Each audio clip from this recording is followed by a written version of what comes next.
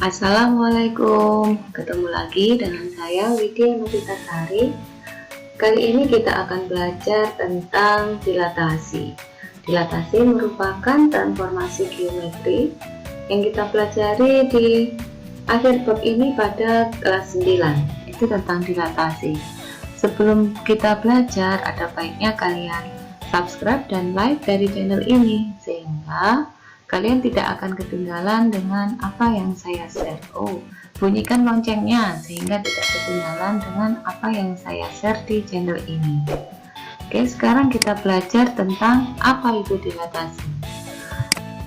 Dilatasi merupakan transformasi geometri yang mengubah ukuran, bisa memperbesar atau memperkecil suatu bangun geometri, tetapi tidak mengubah bentuk bangun, hanya mengubah ukuran. Karena dia mengubah ukuran, maka dilatasi ini ditentukan oleh pusat dilatasi, juga ditentukan oleh faktor skala atau faktor dilatasi. Sekarang faktor skala. Faktor skala di sini dilambangkan K. Apabila K ini lebih besar dari 1, maka jenis dilatasinya diperbesar. Tapi untuk K antara 0 dan 1, berarti 0 dan 1 itu bisa 1/2, 3/4, 1/4, maka jenis dilatasinya diperkecil. Di sini ada gambar ya. Dilatasi juga akan lebih mudah jika digambarkan dalam koordinat kartesius, sehingga kita akan bisa lebih mudah mengamati, lebih mudah menggambarkan, dan juga nantinya bisa menentukan rumus untuk dilatasi ini. Pada koordinat ini ada segitiga ABC yang berwarna hitam. Nah, ini bendanya ya. Apabila segitiga ABC ini didilatasi dengan faktor skala yang lebih dari 1, maka dia diperbesar. Lebih dari 1 ini hasilnya segitiga yang berwarna hijau ini, A3, B3, dan C3. Dia lebih besar daripada bendanya. Tapi apabila segitiga ABC ini didilatasi dengan faktor skala antara 0 sampai 1, maka hasilnya diperkecil. Di sini digambarkan dengan yang berwarna oranye. Di sini A2, B2, dan C2.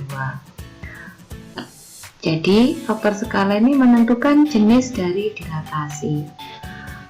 Di sini yang paling mudah kita amati di titik C ini ya. Titik C ini pada koordinat 6,3.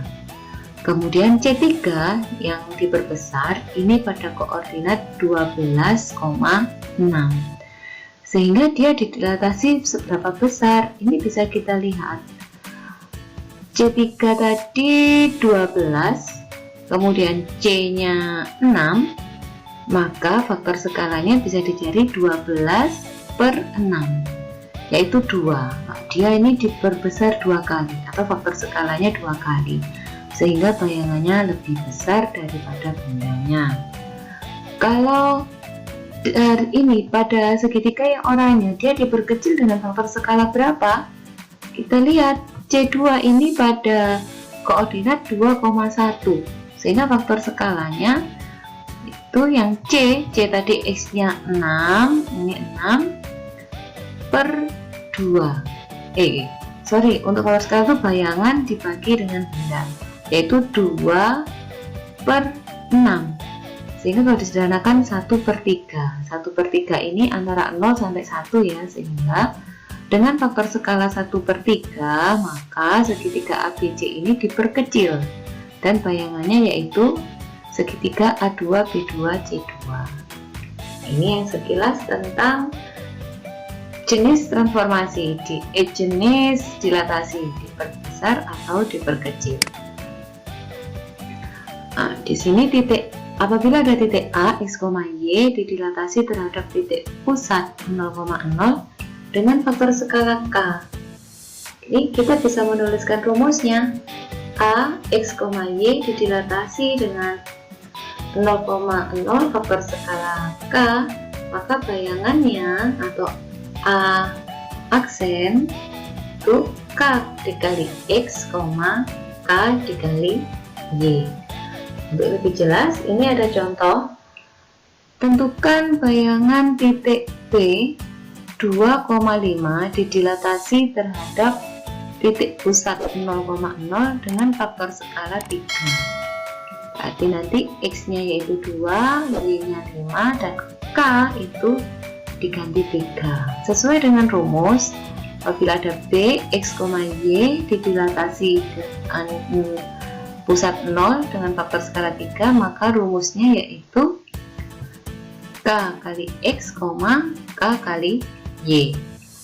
K nya diganti 3 yaitu faktor skala, X nya diganti koordinatnya B yaitu 2, 3 kali 2, 3 kali 5. Jadi bayangan dari B atau B aksen sama dengan 6,15. Ini koordinat bayangan dari titik B. Tinggal dikalikan. Nah, ini lebih mudah kan?